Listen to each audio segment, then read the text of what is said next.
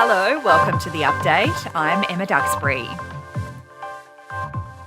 The Treasurer says there won't be any increase to JobSeeker payments in next month's budget, despite the government's own panel of experts recommending a substantial hike. Jim Chalmers has blamed high interest rates and says they can't fund every good idea.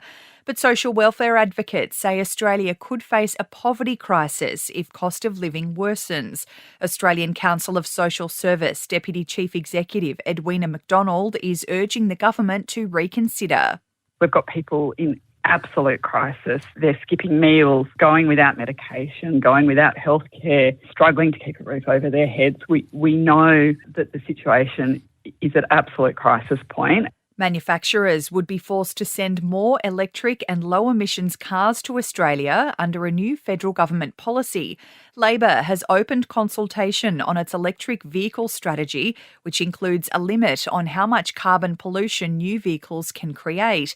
Climate Change Minister Chris Bowen says it's about making EVs more accessible and affordable. A lot of electric vehicles are at the more expensive end of the spectrum at the moment. That is true. But it's also a direct result of a lack of policy. Fuel efficiency standards would require more affordable electric vehicles to be sent to Australia. There's been a jump in the number of people claiming refugee status in Australia. Since last year, 14,500 claims for asylum have been made by people who arrived on student, work or holiday visas, with most of those rejected.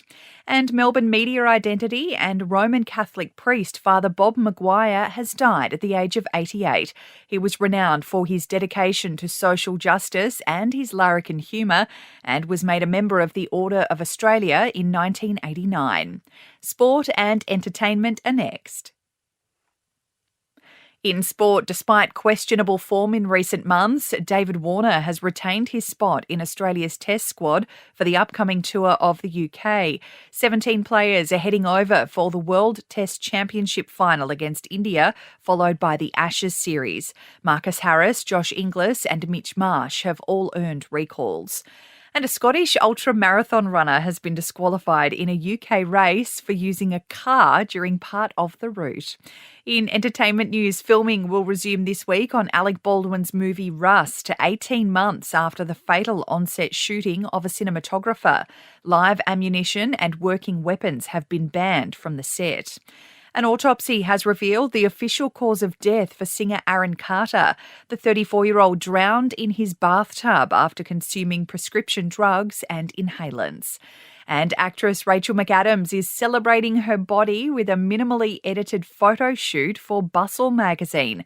The 44-year-old shows off her curves and armpit hair with next to no retouching of the images.